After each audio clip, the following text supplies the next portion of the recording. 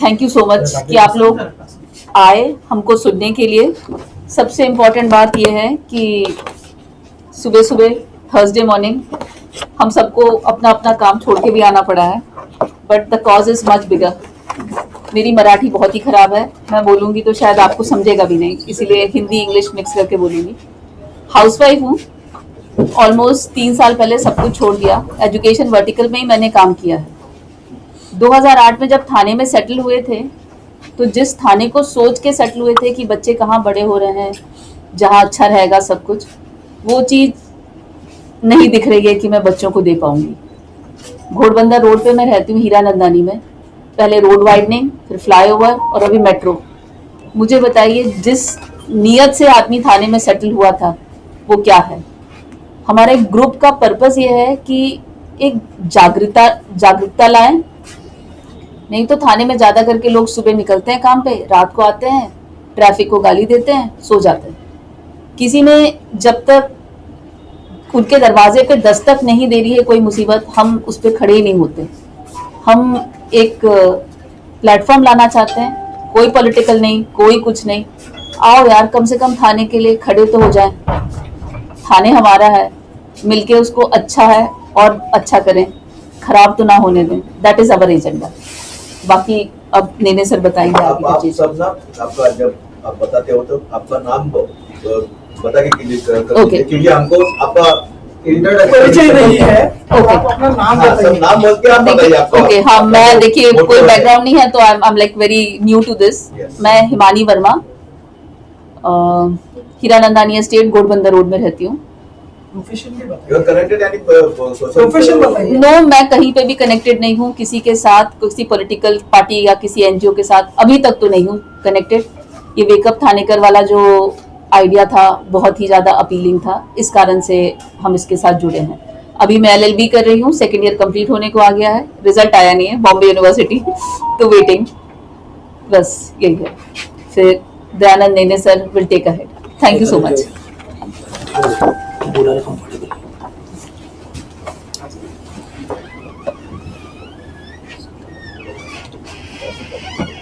आज अतिशय short notice वरती ही प्रेस कॉन्फरन्स ऑर्गनाईज केली आणि आपण सगळे चांगल्या संख्येने इथे आलेला त्याबद्दल आपलं मनपूर्वक आभार आणि आपलं स्वागत सुद्धा।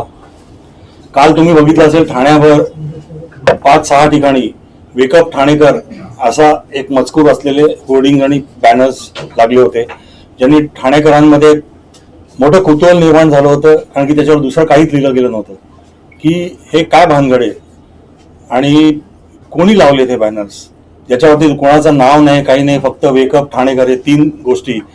तर त्याच्यावरती बऱ्याच अटकली, चर्चा वगैरे पण होत होत्या की ठाण्यात जे काय वेगवेगळे आता गेल्या 8 दिवसामध्ये इश्यूज आहेत त्याच्याबद्दल भाष्य करणारे हे बॅनर्स आहेत का, हे होर्डिंग आहेत का। तर आज ही प्रेस कॉन्फरन्स ऑर्गनाईज करण्यामागे हेच कारण आहे की ते बॅनर्स आणि त्या पाठचे चेहरे कोण आहेत आणि त्या आम्ही दोघे मिळून काय पुढे आम्ही करू इच्छितो याची सगळ्यांना अवगत, आपल्याला सगळ्यांना करावं, ठाणेकरांना अवगत करावं आपल्या थ्रू, हा याच्या मागचा मूळ हेतू। ठाण्यात तुम्हाला नव्याने सांगायला नको, ठाण्यामध्ये प्रश्न अगणित प्रश्न आहेत। म्हणजे घरातनं सकाळी माणूस बाहेर पडला की त्याच्या पुढे प्रश्न असतो की आता मी ऑफिसला वेळेवर पोचीन का, कारण की बस मिळते की नाही, वेळेवर येते की नाही, ती बस आली त्याच्यामध्ये आपण चढलो, ती स्टेशन पर्यंत पोहोचेल का, मध्येच बंद पडेल, हा एक प्रश्न असतो। नंतर लोकलचा प्रश्न असतो, अनेक प्रश्न असतात। आम्ही आज जेव्हा आम्ही एकत्र आलो, अनेकदा आपण मित्रांबरोबर कॅफेमध्ये बसतो, मॉलमध्ये भेटून लोकांची चर्चा करतो आणि आपल्या पुढचे जे काय प्रश्न असतील, विचार असतील, याच्याबद्दल आपण एकमेकांशी भाष्य करतो, पण कोणीही पुढे येऊन याच्यामध्ये आपल्याला काहीतरी ठोस केलं पाहिजे असे भूमिका जनरली लोकांची नसते। People are very very dormant and especially ठाणेकर्स are sleeping all the time, असा माझा एक अनुभव आलेला आहे इतके वर्षांचा। तर आम्ही सगळे एकदा बसलेलो असताना ठरवलं की आपण एक अशी नॉन पॉलिटिकल मुवमेंट चालू करू, ज्याच्यामध्ये आपण वेगवेगळ्या समाजातल्या स्तरातल्या लोकांना एकत्र आणू, एका प्लॅटफॉर्मवर आणू, एका मंचावर आणू आणि ठाण्याचे जे काय प्रश्न आहेत त्या प्रश्नांबद्दल आपण ठाणेकरांना अवेअरनेस ठाणेकरांमध्ये निर्माण करू, त्यांना जागृत करू आणि त्या उद्देशाने आम्ही सगळे एकत्र आलेलो आहोत. ही पहिली मीटिंग आहे. हा ग्रुप बनून पण लेस देन 8 days, 8 दिवस सुद्धा अजून झालेले नाही. त्यामुळे हळूहळू आम्ही पुढे काय करणार, आमच्याकडे एक वर्षाचा आम्ही एक रोडमॅप बनवलेला आहे. तर आजची पहिली एक इंट्रोडक्टरी अनाउन्समेंट आहे असे सगळ्या ठाणेकरांसाठी. तुम्हाला सगळ्यांना माहिती आहे ठाण्यामध्ये सध्या बहुचर्चित विषय काय आहेत, तर एक तर रिंग रूट मेट्रो जी आहे ठाण्याची त्याच्याबद्दल खूप चर्चा चाललेली आहे. 12,200 कोटींचं इनिशियल एस्टिमेट घेऊन सुरू केलेली ही हा प्रोजेक्ट आहे. 22 ठिकाणी ठाण्यामध्ये वेगवेगळ्या मेट्रो स्टेशन्स बांधली जाणार आहेत. त्यातली 2 स्टेशन्स ठाणे स्टेशन आणि न्यू ठाणे स्टेशन ही अंडरग्राऊंड असणार आहेत. तो 3.5 किलोमीटरचा पॅच अंडरग्राऊंड असणार. बाकी जी स्टेशन्स आहेत ती एलिव्हेटेड रेल्वे रूटनी सगळीकडे असणार आहेत. याबद्दल ज्या पद्धतीने ह्या रेल्वेची अनाउन्समेंट झाली आणि कामं सुरू झाली याच्यावरती अनेक लोकांच्या मनामध्ये रोष होता, प्रश्नचिन्ह उभी राहिलेली होती. आणि आम्ही जेव्हा याच्यामध्ये थोडा बहुत अभ्यास केला, अजूनही करतोच आहोत, आयुक्तांना पत्र लिहिली याच्याबद्दल अधिक माहिती घेण्यासाठी, तर कोणाकडनं काही उत्तरं आम्हाला आली नाहीत. आयुक्त गप्प आहेत या विषयांवरती. जो काय आम्ही अभ्यास केलेला आहे, इतर आर्किटेक्ट्स वगैरेंची जेव्हा बोलणी केली आहे तेव्हा आम्हाला असं कळलं की पुढली हा प्रोजेक्ट जर का पुढे जाणार असेल तर पुढली 10 वर्ष ठाणेकरांची वाट लागणार आहे, त्यांच्या आयुष्याची पूर्ण वाट लागणार आहे ठाणेकरांची. हा आमचा पहिला मुद्दा आहे लोकांना सांगण्याचा आणि लोकांना जागृत करण्याचा. एक छोटंसं उदाहरण देतो. आपण हिरानंदानी मेडोज आहे किंवा पाटलीपाडा आहे किंवा मानपाडा आहे, कोळशेत आहे, हिरानंदानी इस्टेट आहे, तिथल्या लोकांनी ऑलरेडी तिथे लोकल ठिकाणी ॲजिटेशन सुरू केलेली आहेत, याला विरोध करतायत. पण सगळ्यात मोठा विषय आहे येणार आहे जेव्हा हे सगळं मेट्रोचं काम ठाणे स्टेशनापाशी येईल. ठाणे स्टेशनापाशी अंडरग्राऊंड मेट्रो होणार आहे आणि त्या अंडरग्राऊंड मेट्रोचं उत्खनन जे करायला लागणार आहे यांना, तर त्यांना साधारणपणे 25 मीटर लांब आणि असं 25 मीटर आणि खालती डीप 30 मीटर एवढं खोदायला लागणार आहे. आता ठाणे स्टेशनाच्या इथे एवढी मोठी जागा कुठे आहे? मला कोणीतरी ऑफ द रेकॉर्ड सांगितलं की आत्ता अशोक टॉकीजच्या बाजूला जे तुमचं डेपो आहे, एसटी डेपो, तर तिथे ते खणणार आहेत असं मला. आणि तो जो पट्टा आहे तिथे, म्हणजे तिथे पण एवढी जागा नाहीच आहे. म्हणजे तिथे साधारणपणे एक एस्टिमेटेड हे केलं आपण तर 50 ते 100 घरं तिथली आजूबाजूची ही त्यांना पाळायला लागणार आहेत ते खणायला. अच्छा, हे जे खणणं सुरू होईल तर त्याच्यामुळे प्रदूषण किती होईल त्या भागामध्ये, कंटिन्युअसली डिगिंग जे चालेल त्याचा आवाज, नॉईज पोल्युशन किती होईल. तिथे तो पूर्ण व्यापारी क्षेत्र आहे ते संबंध जर का आपण बघितलं तर किती लोक तिथले व्यापारी आहेत, त्यांना त्याचा मोठा त्रास किती होईल, किती व्यापारी डिस्प्लेस होतील तिथनं. आणि सगळ्यात मोठं याची कामाची जी व्याप्ती आहे, इमॅजिन करा, स्टेशन आहे बाजूला, वरती सॅटिस आहे. सॅटिस तर बंदच पडणार आहे त्यावेळेला, कारण की तो जायला रस्ताच उरणार नाही जर का त्यांनी तिथे करणार असले उत्खननानंतर. म्हणजे सॅटिस बांधण्याचा खर्च तात्पुरता करून तो वाया गेला, तिथनं बसेस जाणार नाहीत. मग बसेस कुठे जाणार? त्या तलावपाईच्या इथे कुठेतरी त्यांना थांबून फिरवायला लागतील किंवा सिडकोला न्यायला लागतील. पण सिडकोला जर का त्या बसेस त्यांना न्यायच्या असल्या तर चेंदणी कोळीवाड्याच्या इथे सुद्धा डिगिंग होणार. कारण का, तर तो जो अंडरग्राऊंड रूट जो आहे तो साकेत राबोडीच्या इकडनं पुढे जाऊन तो अंडरग्राऊंड रूट त्यांना खोदणार ते, आणि तिथून तो चेंदणी कोळीवाड्याला नेऊन वरती स्टेशन आणि नंतर मग बी केबिन, गोखले रोड असा खालनं जमिनी खालनं कापत ते घेऊन जाणार मेंटल हॉस्पिटलच्या बाजूला. तिथे ते दुसरं स्टेशन आहे, ते पण अंडरग्राऊंड असणार. आणि त्याच्यानंतर तिकडनं त्या रायला देवीचा जो रस्ता आहे तिथे ती मेट्रो कुठून तरी जमिनीवरती येणार आणि त्यानंतर ती 2 मजले चढणार वरती.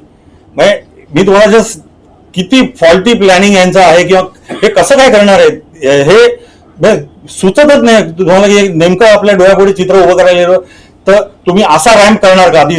जी काय मेट्रो असेल ती अशी तिरकी वरती जाणार का? तुम्ही खालती कशी नेणार ती मेट्रो?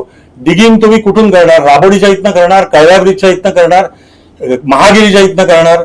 अच्छा, तुम्हाला जर का बसेस तिथे न्यायच्या असतील सिडकोला, तर इथे तुम्ही डिग केलं की त्या बसेस तिथे जाणार कशा, म्हणजे ह्याच्या मागचं प्लॅनिंग काय, हे सगळे प्रश्न ठाणेकरांना पडले पाहिजेत.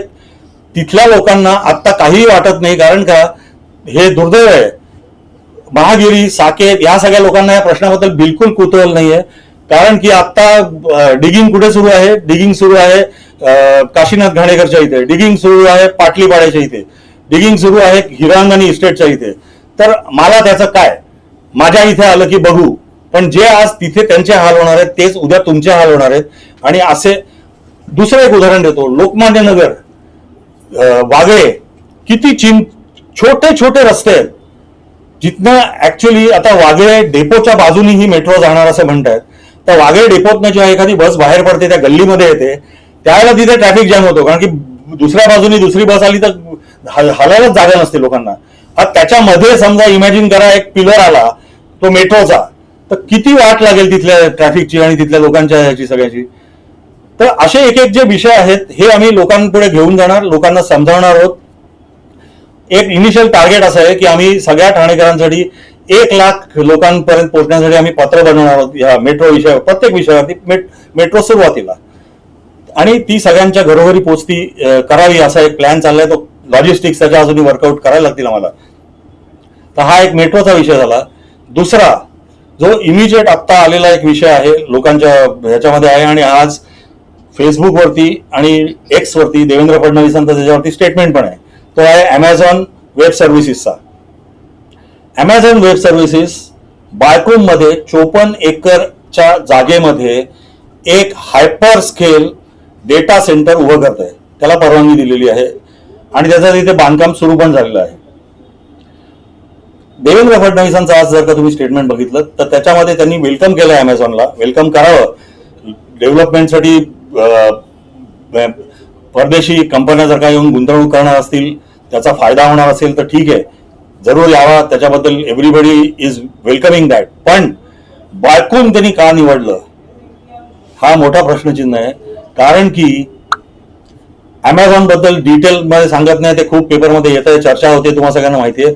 एवढ्याच गोष्टी सांगेन की अमेझॉनचं सेंटर जेव्हा सुरू होईल तर त्यावेळेला हीट लेवल जे असतील ते 24 तास त्यांचे सर्व्हर्स जिथे चालू असतील तेव्हा त्याचे हीट लेवल जे असतील तर ती हीट लेवल 5% वाढते. नॉर्मली असं कुठे वेबसाईट डेटा सेंटर असतं त्याच्या आजूबाजूच्या एरियामध्ये. तर बायकुम, कोळशेत, आम्ही साकेतला बाजूलाच राहतो तिथे, नंतर ढोकाळी या परिसरामध्ये तिथल्या लोकांचे काय हाल होऊ शकतील हा पहिला प्रश्न आहे. दुसरा प्रश्न आहे पाण्याचा. ते सर्व्हर्स जे चालू असतात तर त्यांना कूल डाऊन करण्यासाठी भरपूर पाण्याची गरज असते. आता ते पाणी ठाण्यामध्ये ऑलरेडी पाण्याचा प्रॉब्लेम आहे, मी त्या विषयावरती बोलतोय. पण पाण्याचा प्रॉब्लेम असताना साधारणपणे ठाण्याला 30 ते 55 MLD कमी पाणी रोजच्या रोज आत्ता मिळत असताना तुम्ही या वेब सेंटरला जर का ते पाणी द्यायचं त्यातलं पाणी द्यायचं ठरवलं तर ठाणेकरांची काय वाट लागेल हा एक मुद्दा आहे. त्याच्यामध्ये पण आयुक्तांनी परवा महासभेमध्ये पण सांगितलं आणि त्यांनी एक उत्तर दिलं मला, त्याच्यामध्ये पण म्हटलं होतं की आम्ही STBचं पाणी यांना देणार आहोत. तर मला त्यांना लागणारं पाणी 12 MLD जर का आहे दिवसाला, तर आपल्याकडे ठाण्यामध्ये किती STB आहेत आणि त्यातनं 12 MLD पाणी जनरेट होतं का? अच्छा, हल्ली मोठे मोठे नवे कॉम्प्लेक्सेस जे आलेले आहेत त्यांचे स्वतःचे STB असतात, त्यांना जबरदस्ती केले असल्यामुळे ते बांधलेले असतात, ते लोक ते पाणी देतील का? अच्छा, ते पाणी तुम्ही इथे यांना आणून देणार कसे? तर म्हणे आम्ही पाईपलाईन टाकणार आहोत. तर त्या पाईपलाईन कुठून कुठून टाकणार, किती टाकणार आणि त्या कधीपर्यंत ते पूर्ण होणार की ते पाणी तुम्ही सगळं डायव्हर्ट करून याच्यासाठी आणून देणार? हे लोकांपुढे प्रश्न आहेत, त्याला काही अजूनपर्यंत उत्तर मिळत नाहीयेत. कदाचित त्यांचं पण प्लॅनिंग झालं नसेल त्यामुळे उत्तर त्यांच्याकडे पण नसतील, पण हा प्रश्न विचारणं क्रमप्राप्त आहे याच्यामध्ये. तिसरं, तिथले स्थानिक लोकांना आम्ही बोललो ज्या वेळेला, तर ते स्थानिक राजकीय नेते जे आहेत तिथले ते म्हणतात की ह्यांनी जॉब जनरेशन होईल. आता हे जे STP आहेत, सॉरी STP नाही, डेटा सेंटर आहेत, त्याच्यामध्ये आत्ता जे आम्ही जे काय आम्हाला लिमिटेड नॉलेज मिळालंय त्यातनं आम्ही बघितलंय 500 पेक्षा कमी माणसं लागणार आहेत त्यांना तिथे कामाला. तर तुम्ही या डेटा सेंटरनी जॉब निर्माण होतील हे जे तुम्ही म्हणताय, तर किती विरोध आवाज आहे तिथे ते लोक सांगतात 500 पेक्षा कमी लोक लागतील आम्हाला हे डेटा सेंटर चालवायला. म्हणजे तो पण खोटं बोलतायत हे लोक की हे आहे. तर हे 2-3 मुद्दे अमेझॉन डेटा सर्व्हिसेस सेंटर बद्दलचे आहेत. त्याच्याबद्दल महापालिका शुड कम क्लीन. त्यांनी लोकांना याची माहिती दिली पाहिजे आणि स्थानिक तिथे आजूबाजूचे जे परिसरातले लोक असतील तर त्यांना येऊन त्यांनी इनफॅक्ट तिथे मीटिंग घेऊन त्यांना दिलासा दिला पाहिजे की बाबा तुम्हाला तुमच्या जे काय मनात प्रश्न असतील ते आम्हाला विचारा आणि आम्ही त्यांचं निराकरण करू. तर ते घडवून आणण्यासाठी म्हणून पण महापालिकेवर अंकुश ठेवून त्यांना थोडं पुश करण्यासाठी त्या दृष्टीने तिथल्या लोकांना पण जागृत करण्यासाठी या फोरमचा हे आहे उद्देश आहे. तिसरा प्रश्न आहे पाण्याचा. तर पाण्यामध्ये माझे सहकारी आमचे जे आहेत राजेश कदम यांनी एक RTI टाकली होती महापालिकेला आणि RTI मधनं जे उत्तर आले पाण्याच्या संबंधामध्ये, कारण की पाण्याचा फार गहन प्रश्न सगळ्यांनीच फेस केला असेल. आता ठाण्यामध्ये एक मनुष्य नसेल, एक बिल्डिंग नसेल, एक सोसायटी नसेल जे म्हणू शकतं की आमच्या इथे आम्हाला काही पाण्याचा तुटवडा आला नाही. तर त्या याच्याप्रमाणे ठाण्याला आता जे काय पाणी पुरवठा होतो तो रोजचा 605 त्यांनी जी प्रोव्हिजन केली आहे तो 605 MLD म्हणजे दशलक्ष लिटर प्रतिदिन असं तो पुरवठा करण्याचे प्रयोजन आहे. त्याच्यामध्ये भातसामधनं 250 MLD, स्टेम मधनं 116 MLD, MIDCतनं 115 आणि बृहन्मुंबई महापालिकेकडनं 84. 605चं प्रोव्हिजन आहे. प्रत्यक्षामध्ये किती होतं? प्रत्यक्षामध्ये 550च्या आजूबाजूला पाणी आपल्याला ठाण्याला मिळतं. म्हणजे रोज आत्ता ठाण्यामध्ये 55 MLD 50 ते 55 MLD आपल्याला कमी पाणी मिळतं. आणि घोडबंदर मध्ये राहणारे जे लोक आहेत they are the worst sufferers. त्यांच्या इथे बिचारांकडे पाणीच पोहोचत नाही. 2-2, 3-3 दिवस पाणी येत नाही त्यांच्याकडे. आलं तर अर्धा तास 1 तास असं पाणी येतं आणि अक्षरशः टँकरवरती त्यांना अवलंबून राहायला लागतं सगळ्याच लोकांना. म्हणजे मध्यंतरी मी एक RTI टाकली होती त्यामध्ये मला कळलं की नौपाड्यामध्ये पण पाण्याचा तुटवडा असतो. जो मला ऍक्च्युली मला शॉक बसला होता की नौपाड्यासारख्या जागेमध्ये म्हणजे which is the prime oldest state of Thane तिथे पण पाणी तुटवडा आहे.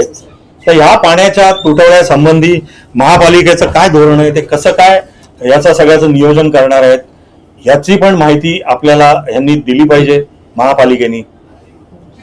यापुढे जे 2-3 विषय आहेत जे आमच्या पुढे ते मी माझा सहकारी राजेश कदम त्याला सांगतो की त्यांनी आपल्या पुढे मांडावेत. नमस्कार, मी राजेश कदम. जसं तर निने सरांनी तुम्हाला सांगितलं त्यात मी काही गोष्टी ऍड ऑन करेन की जसं आता आपण बघितलं की TDRचा जो विषय आला होता, हा TDR देताना ठाणे महानगरपालिकेने कुठल्या मूल्यांकनाच्या आधारावर TDR दिले हे त्यांनी सांगितलं नाहीये. तर बेसिकली हा जो वेकअप ठाणेकर ग्रुप आहे हा ठाणेकरांसाठी उभी केलेली चळवळ आहे, ज्या माध्यमातून आम्ही असा विचार करतो की संपूर्ण ठाणेकर म्हणजे जेव्हा वागळे इस्टेटमध्ये आता आपण म्हणतो रायलादेवी तलाव, ठाण्यामध्ये मासुंदा तलाव, उपवन तलाव आणि पुढे गायमुख घाट, हे पूर्ण ठाणे महापालिका क्षेत्र त्या पूर्ण ठाणेकरांनी एकत्र यायला पाहिजे. आज पूर्वी ठाणे तलावांचं शहर होतं, पण आज किती तलाव जिवंत आहे. आज तलाव जिवंत ठेवण्यासाठी आपल्याला प्रयत्न करावे लागत आहे. याहून मोठी दुर्दशा आणि वाईट काय असायला हवं. आज ठाण्यात विकास करताना जो हा TDRचा प्रश्न आहे, TDRने जो TDR जनरेट होतो आणि जे बांधकाम होणार आहे त्याच्यातून पायाभूत सुविधांवर जो मोठ्या प्रमाणावर ताण येणार आहे त्याचं नियोजन कुठे केले ह्या नियोजन अधिकाऱ्यांनी.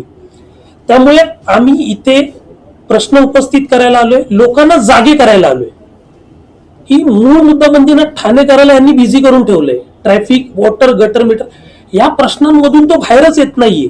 त्याला त्याचं घर, तो सकाळी कामावर जातो आणि संध्याकाळी घरी येतो, त्याच्यानंतर वाटतं बस हुश मी पोहोचलो. त्याच्या पलीकडे जाऊन त्याच्यात जनजागृती निर्माण करणे हा आमचा मूळ उद्देश आहे की त्याला माहिती पाहिजे की काय घटना घडतात आहे आणि या घटना त्याच्या दैनंदिन आयुष्यावर रोज परिणाम करणार आहेत. त्यामुळे त्याला ते जागा करायचं आणि तू तुझ्या शहरासाठी काहीतरी करायला हवंस ही भावना जागरूक करण्यासाठी मुख्य प्लॅटफॉर्मची निर्मिती करण्यात आली. दुसरी गोष्ट की ठाणे शहरामध्ये त्यांनी सांगितलं की आता वृक्षतोड होते. जसं आता अमेझॉनला यांनी सांगितलं की उष्णता वाढणार आहे, तर तिथे नियोजन कसं करायला हवं. आमचं मुख्य हेतू नियोजन, जे अधिकारी आणि नेते हे मिळून एखादा प्रोजेक्ट आणतात, ठरवतात. हे ठरवल्यानंतर त्याच्या नियोजनातले असलेल्या त्रुटी त्या समोर आणून अधिकाऱ्यांवर एक दबावगट बनवणे की तुमच्याकडे कुणीतरी लक्ष ठेवतंय, कुणीतरी पाहतंय. कारण आता तिथे जी उष्णता निर्माण होईल, जे प्रदूषण निर्माण होईल, तर तिथे कुठल्या पद्धतीची झाडं लावणं आवश्यक, कारण तिथे आम्ही वृक्ष लागवड करणार आहोत. परंतु मला म्हणायचंय की एक 30 वर्षाचं झाड तोडून तुम्ही सांगाल मी एक नवीन झाड लावतोय, तर त्या 30 वर्षाची झाड जे ऑक्सिजन जनरेट करेल त्याला ती 25 वर्ष जाणार आहे, ती कोण भरून काढणार. त्यामुळे अशा ठिकाणी जांभूळ, वड, पिंपळ अशा झाडांची लागवड होणं आवश्यक आहे. ही झाडं मेंटेन तरी करणं आवश्यक आहे. या सगळ्या गोष्टीवर काम करणं गरजेचं आहे आणि ते करून घेणं आणि तुमच्यावर लक्ष ठेवायला आज वेकअप ठाणेकर ही चळवळ आहे, ही भावना त्यांच्या मनात निर्माण करणं हा मुख्य हेतू आहे. मला सांगायला आनंद होईल की आम्ही 8च दिवस झाला ग्रुप सुरू केला, परंतु या चळवळीमध्ये आम्हाला अनेक डॉक्टर्स, वकील, इंजिनियर्स, बरेचसे अभ्यासू आणि IITian सुद्धा जोडले गेलेले आहेत. ह्याच्या मागे फार मोठी टीम आहे की जी माहिती अधिकाराच्या माध्यमातून रिसर्च करते, अनालिसिस करणार आहे आणि या सगळ्या गोष्टी लोकांपुढे आणून ठाणेकरांना एक बेटर आयुष्य देण्यासाठी आम्ही सातत्याने पाठपुरावा करणार आहे. आज ही प्रेस कॉन्फरन्स एवढ्यासाठीच घेतली की लोकांमध्ये जी कुतूहल होतं काय आहे ते आज आम्ही सांगितलंय.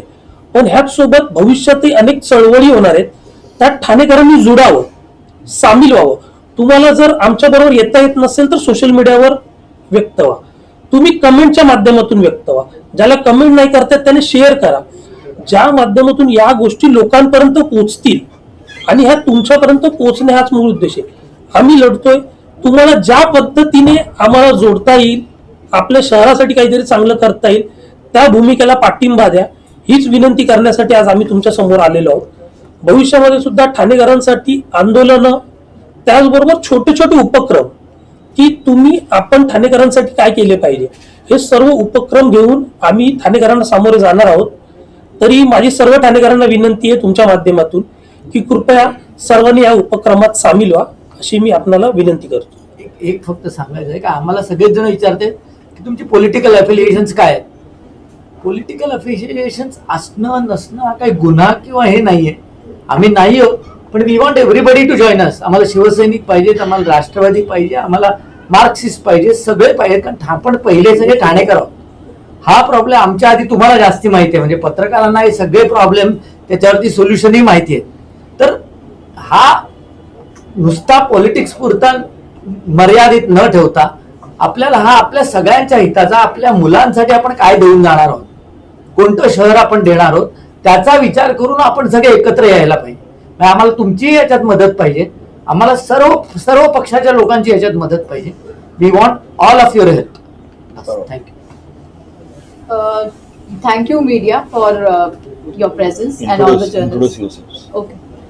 Myself Meghna, I am from the Design Research Department basically. 15 साल हो गए, मैं कॉर्पोरेट बैकग्राउंड से हूँ. तो जैसे इन्होंने भी बोला कि अब तक मैंने मेरे लेवल में काफ़ी इवेंट्स किए हैं, रिसर्च भी किए हुए. मैं फ्यूचर वर्क स्पेसेस में रिसर्च काफ़ी करती हूँ एंड लोगों के लाइफस्टाइल्स में. लेकिन अगर आप बाहर का कंडीशन देखोगे तो आपने देखा रहेगा कि जिस तरह से मेरे बाकी के कलीग्स ने बात किया, मैं उसी तरह से मैं यही बोलना चाहूँगी कि हम भी दूसरे ग्रुप्स की तरह हम भी उसी तरह की ग्रुप है जो हम चाहेंगे कि ये जो भी अभी हमारे आजू बाजू में चल रहा है वो भी बहुत एंगर और फ्रस्ट्रेशन लेवल से ऊपर हो गया है. मतलब मैं आप लोगों को ही पूछ रही हूँ, अभी जब आप लोग यहाँ पर आ रहे थे तो आप लोगों को कितना गो थ्रू करना पड़ा है यहाँ तक पहुंचने के लिए. वो सेम लेवल का फ्रस्ट्रेशन सब जगह पे है. सब लोग खाली चैट्स में रुके हुए, चैट्स कर रहे, एक दूसरे से बातें कर रहे हैं. तो हम ये जो अभी हमने वेकअप ठाणेकर करके ग्रुप किया हुआ है, जागा हो ठाणे, इसमें अभी हम काफी हेरिटेज वॉक भी, कल्चरल एक्टिविटीज करने वाले हैं, वेलनेस प्रोग्राम करने वाले हैं. हम फ्रस्ट्रेशन के थ्रू भी नहीं, हम प्यार और इवेंट्स और वेलनेस के थ्रू भी हम चाहते हैं लोग जाने के भी ये सब जो चल रहा है तो इसको हम कैसे एक सोल्यूशन में भी आ सकते हैं. किसी ने सुना रहेगा ideas are the new currency, सुना है राइट. तो ये हम खाली अथॉरिटीज के ऊपर भी नहीं, हम खुद के हमारे बीच में भी हम ये आइडियाज चाहते कि लोग आइडियाज के थ्रू आए और हम एक दूसरे को मदद करके हमको ये सोल्यूशन में बात करनी है. आम्हाला जे सांगायचं होतं सांगितलंय. तुम्हाला काही विचारायचं असेल तर मोस्ट वेलकम. तुम्हाला तुम्ही आता हे प्रोजेक्ट जे सांगताय ते प्रोजेक्ट सगळे घातक आहेत असं म्हणतात, तर आता वाहतूक कोंडी होते, याच्यावर काय पर्याय, तुमच्याकडे काय solution? अंतर्गत वाहतूक कोंडी आहे ती कशी सुटणार? असं आहे, हे उत्तर खरं तर महापालिकेने द्यायला पाहिजे की अंतर्गत वाहतूक कशी सुटणार आणि कशी सोडवणार. कारण की त्यांच्याकडे सगळे आयडियाज, प्लॅन्स, रस्त्याचे नियोजन करण्यासाठी काय त्यांना लिमिटेशन येतात, काय येतात. आम्ही RTI वगैरे सगळ्या केलेल्या आहेत त्याबद्दल. त्याची जशी माहिती येईल, ही आपली पहिली प्रेस कॉन्फरन्स आहे. आमचा असा विचार आहे, कारण की मुद्दे भरपूर आहेत ना, आम्ही तर 12 मुद्दे काढले ज्याच्यावर इमिजिएटली 1 वर्ष ह्याच्यातले. तर आम्ही दर महिन्याला एक प्रेस कॉन्फरन्स घेऊन एक रिपोर्ट कार्ड प्रत्येक मुद्द्यावरती द्यायचं असं. त्या कारण की RTI आम्ही केली की त्याची उत्तरं यायला साधारणपणे हे जितका जास्त डिले करता येईल तेवढा डिले महापालिका करते किंवा इव्हन सरकारी हे करतात. जशी त्याची उत्तरं येतील आम्ही तुमच्या पुढे ठेवू. पण आमचा त्याच्यावरती अभ्यास जरूर चाललेला आहे की खास करून विवियाना मॉलच्या नंतर मानपाड्यापर्यंतचा जो पट्टा आहे, बॉटलनेक खरा सगळ्या ट्रॅफिकचा तिथे होतो. आणि तिथे एकदा बॉटलनेक झाला की इकडे टोल नाक्यापर्यंत रांग लागते आणि इकडे ओळ्यापर्यंत मागे हे होते. तर त्याचं काय करावं नेमकं, कारण की आम्ही अगदी ढोबळ सांगायचं तर डावी ओळ्याकडे जाताना आपण विवियाना क्रॉस केला, माजिवडा नाका क्रॉस केला की ते कॅपिटल हॉटेल आहे, तो तिथला जो एक पेट्रोल पंप आहे, त्या पेट्रोल पंपापासून एक 100-150 पर्यंत पुढे जे अंतर राहील मीटरपर्यंतचं, त्याच्या डाव्या हाताच्या साधारण 15 मीटर पर्यंत असलेल्या सगळ्या बिल्डिंग पाडायला लागतील तुम्हाला जर का रस्ता मोठा करायचा असेल. ते शक्य आहे का? अशक्य, कारण की त्यांचा रिहॅबिलिटेशनचा प्रश्न येतो. आता याचं उत्तर कोण देऊ शकतं? महापालिका देऊ शकते. तर आम्ही जर का आता सांगितलं की तुम्ही असं काही आपल्याला बिल्डिंग पाडायला लागतील, ते म्हणजे शक्य नाही, यांचं रिहॅबिलिटेशन कुठे करणार? मग दुसरा काय पर्याय असतो? दुसरा पर्याय खालनं भुयारी हे आहे की बाबा ज्यांना आरपार निघून जायचंय, ठाण्याच्या बाहेर जायचंय, तितक्या सगळ्या गाड्या तुम्ही कुठेतरी तीनाथ नाक्याच्या इथे टनेल बांधा. तीनाथ नाक्याच्या इकडनं टनेल मध्ये खालती जातील आणि डायरेक्ट ओळ्याच्या इथे बाहेर निघून जातील. म्हणजे ज्यांना कुठे मध्ये जायचं नाहीये तर त्या गाड्या तरी तेवढ्या कमी होतील तिथे धावणार. असे वेगवेगळे हे सर झालं. पण आता हे जे तुम्ही प्रोजेक्ट सांगितले त्या सगळ्यांची इम्प्लिमेंटेशन चालू झाली. हो. तर त्या इम्प्लिमेंटेशन चालू झाले, त्याला आता विरोध करणं पहिलं गोष्ट हे प्राधान्य आहे. आणि ते तुम्ही कसं करणार? नाही, आम्ही विरोध करत नाही. आम्ही तुम्हाला त्रास होतो तर विरोध करायला आम्ही अजिबात विरोध करत एक नाही. मिनिट. आम्ही काय सांगतोय का, जर मेट्रोचं उदाहरण घ्या ना साहेब. मेट्रो किती वर्ष चालली, याचा टाइम बाउंड आम्हाला उत्तर पाहिजे. आम्हाला बाकी काही नको. याचा टाइम बाउंड काय आहे, आपण हे किती वर्षात संपवणार आहोत. आणि आता मेट्रो आपल्याकडची ठाण्याकडची तुमचं म्हणण्याचा अर्थ असा आहे की जे प्रकल्प आहेत त्यांची माहिती प्रशासनाने आगाऊ बरोबर. आणि त्याचे बरोबर आम्ही जे प्रश्न विचारतोय त्याची आम्हाला शास्त्रीय उत्तर द्या. जसं आता मी सांगतो, प्रश्न उपस्थित केला. मी एक सांगतो नवी मुंबई तुम्हाला. क्षेत्रात बरेच डेटा सेंटर्स आहेत, मग तिकडेही लोक राहतात, तर त्यांनी कधी असा आक्षेप हे हायपर स्केल डेटा सेंटर आहे. छोटी छोटी डेटा सेंटर्स आहेत मला मान्य आहे, पण हे हायपर स्केल फार मोठं आहे. ओपन एकर म्हणजे फार मोठं. असं हे सेंटर आणि एक मिनिट. यायला पाहिजे, त्याकरता विरोध आवश्यक आहे का उत्तर आवश्यक आहे? नाही, पाण्याची व्यवस्था आवश्यक आहे. नाही, अनुज एक मिनिट. यायलाच पाहिजे, मान्य आहे. डेटा आपल्याकडे राहायला पाहिजे, मान्य आहे. पण पाण्याची आवश्यक, तुम्ही पाण्यात आम्हाला उत्तर द्या ना. आम्हाला काय उत्तर दिलं गेलं साहेबांना की STP करणार आहोत. STPचा अर्थ सुएज ट्रीटमेंट प्लांट. त्याने आम्ही त्याला पाणी देणार, बरोबर. त्यासाठी काय करायला लागेल, आपल्याला ठाणे शहरातून तेवढं पाणी वळवायला लागेल. ती अरेंजमेंट करा ना आधी. होऊच शकत नाही, हे तुम्हाला माहिती आहे, मला माहिती. हे होऊ तुम्ही शकत नाही. आता मी तुम्हाला रिंग याचं मेट्रोचं पिण्याचं पाणी तिकडे डायव्हर्ट करतील. Exactly. आनंदजी हे म्हणतोय, बरोबर आहे. मी तुम्हाला दाखवलं आता. आनंदजी ऐका. बरोबर, युअर राईट. मग तुम्हाला जर त्रास नाही, नाही, मग त्रास जर होत असेल मग आम्हाला उत्तर द्या ना तसं कॅम्प पिण्याचं. आनंदजी एक तुम्ही हे करा. मी आता दाखवलं 55 MLD कमी पाणी मिळत आहे आत्ता. ते जर का त्यातलं डायव्हर्ट केलं तर इथे काय प्रॉब्लेम होईल? आता हे कसं आहे, लोकांमध्ये जागृती निर्माण केली तर लोकांनी प्रश्न विचारायला सुरुवात केली की जॉईन झाले, त्यातनं एक मुवमेंट उभी राहिली, तर एक प्रेशर ग्रुप उभा राहील महापालिकेविरुद्ध आणि मग त्यातनं काहीतरी सोल्युशन निघू शकतील. आम्ही जेव्हा म्हणतो विरोध करत नाही म्हणजे काय, आमचा विकासाला विरोध नाही. विरोध नाही म्हणजे विकासाला विरोध नाही, अनप्लॅन विकासाला विरोध आहे. पण एक आहे, सरकार, महापालिका, दे आर ऑल पॉवरफुल. त्यांना आम्ही काय हरवू शकतो किंवा असा कोणालाही भ्रम नाहीये, काही नाहीये, पण निदान काही दिशा देता आली किंवा त्यातनं काही आपल्याला एक सुवर्ण मध्य म्हणतो ज्याला, तसा काही एक पर्याय आपल्याला निर्माण करता आला तर हा त्यासाठीचा हा प्रयत्न आहे. प्रेशर ग्रुप करण्याकरता तुम्ही काय करणार? आता तर तुम्ही 8 दिवस झालं, तुमच्या आता प्रेशर ग्रुप पुढे करण्याकरता पुढे तुम्हाला सांगायचं ऍजिटेशनल रस्त्यावरची ऍजिटेशनचे जे काय पर्याय आहेत ते सगळ्यांना माहिती आहेत, ते सगळे केले जातील गरज पडली तर. लोकांना जाणीव करून देणं म्हणजे विरोध करणार. हो, मी माझं मी काय म्हणतो तुम्हाला की ऐका नाही साहेब, डेव्हलपमेंटला विरोध नाही, विरोध आहे, नाही तर आम्ही इथे बसलोच नसतो. नाही, आम्हाला विरोध आहे म्हणून बसलोय. तुमचा मुद्दा बरोबर आहे. नाही, ते शब्दांचं थोडं हे झालंय गडबड, हे पहिल्यांदाच प्रेसमध्ये हे झालं, त्यामुळे पण एक आहे डेव्हलपमेंटला विरोध नाही, आम्ही कोणी डेव्हलपमेंटला 100% विरोध असणारच, अनप्लॅन डेव्हलपमेंटला विरोध आहे. 100% विरोध असणार. सर डेटा सेंटर आएगा अच्छी बात है, लेकिन रेसिडेंशियल एरिया पे तो नहीं आए ना. जब हर जगह, हर देश में, हर स्टेट में उसको दूसरे जगह भेज रहे हैं. इनफैक्ट देयर आर प्लेसेस जहां पे उसको यूएस में तो लुसियाना और वर्जीनिया में तो बिल्कुल बंद कर दिया गया है. तो उसके बाद भी हम रेसिडेंशियल, प्राइम रेसिडेंशियल लोकेशन में ला रहे हैं. आप बताइए. उसको बंद करना मागताय ना. बिल्कुल सर, अपने थाने में दूसरी जगह है वहां करिए. तो विरोध जो तुमचा आहे तो तुम्ही आता म्हणता की आम्ही विरोध करणार. मग ते विरोधाची भूमिका काय आहे, मुवमेंट काय आहे, विरोधाचं उत्तर मी तुम्हाला ऐका सर थोड़ा टाइम दीजिए, हम लोग को 8 दिन हुआ है. नाही, मी काय म्हटलं की विरोध करायचा असेल आणि रस्त्यावर उतरून विरोध करायचा असेल तर रस्त्यावर उतरून विरोध करण्याचे जे काय पर्याय आहेत सगळ्यांना माहिती आहेत. त्या पर्याय त्या वेळेला जो पर्याय वापरावा लागेल तो वापरू आम्ही. नेने साहेब, बाळकोम सारख्या परिसरात हा प्रकल्प येतोय. आता आपल्याकडे प्रभाग समिती आहे, जे 4चं पॅनेल आहे, तर तुमच्याकडे 4 नगरसेवक आहेत तिकडे. मग तुम्ही 4 नगरसेवकांकडे फिर्याद घेऊन गेला नाहीत का? तिथले नागरिक गेले नाहीत का? आधी गेलो आम्ही महापालिकेकडे, कारण की बेसिकली महापालिकेचा प्लॅन काय, महापालिकेचा विचार काय आहे तो इकडनंच कळू शकतो.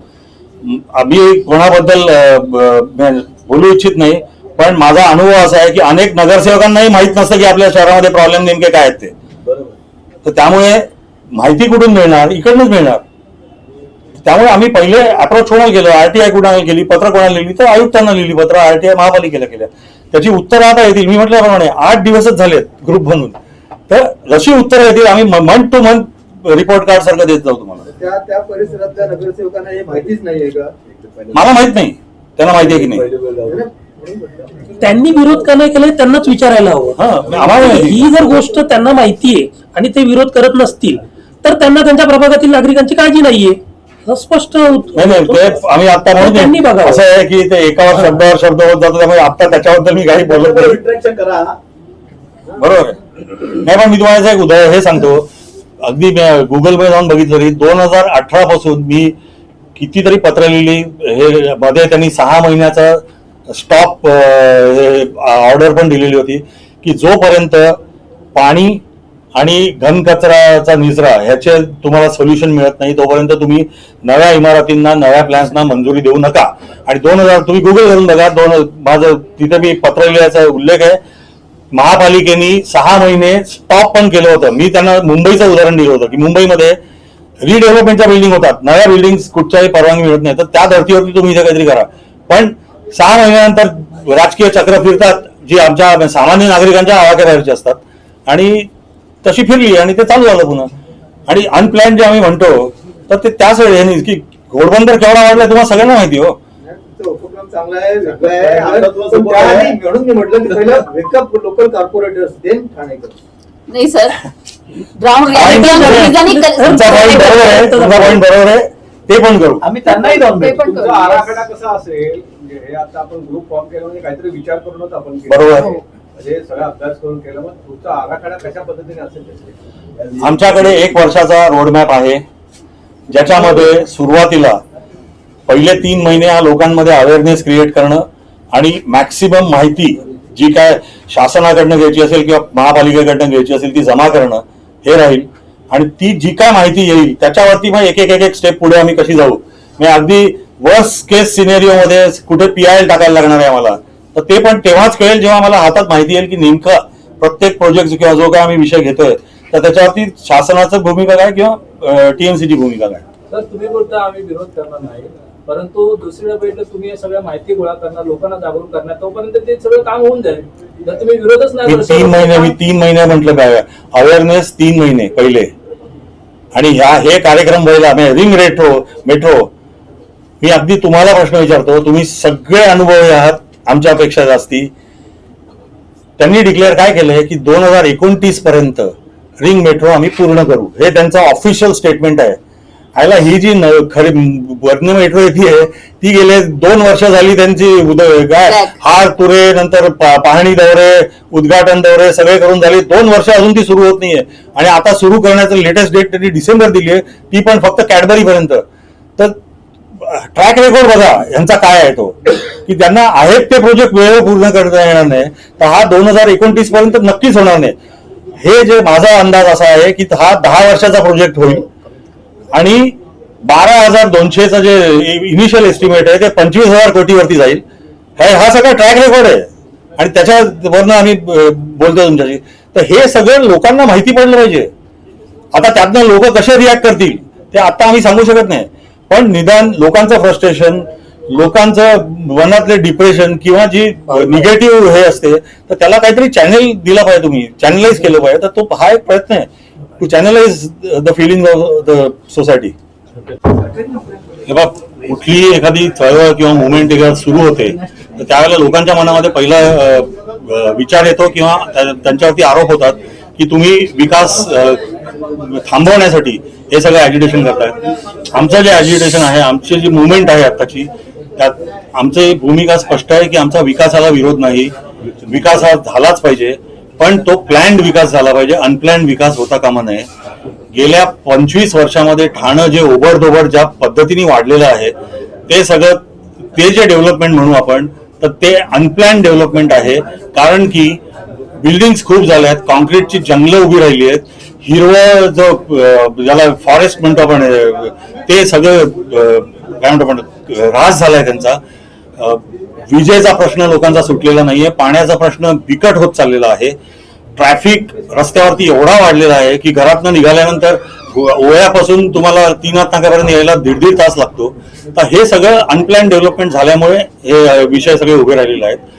त्यातून आता एक मेट्रो आहे, त्यात एक आणखीन रिंग मेट्रो निवडली गेलेली आहे आणि त्या रिंग मेट्रोचा रूट असा आहे ज्याचा 30% ठाणेकरांच्या पलीकडे कोणालाही उपयोग त्या मेट्रोचा होणार नाही, रिंग मेट्रोचा.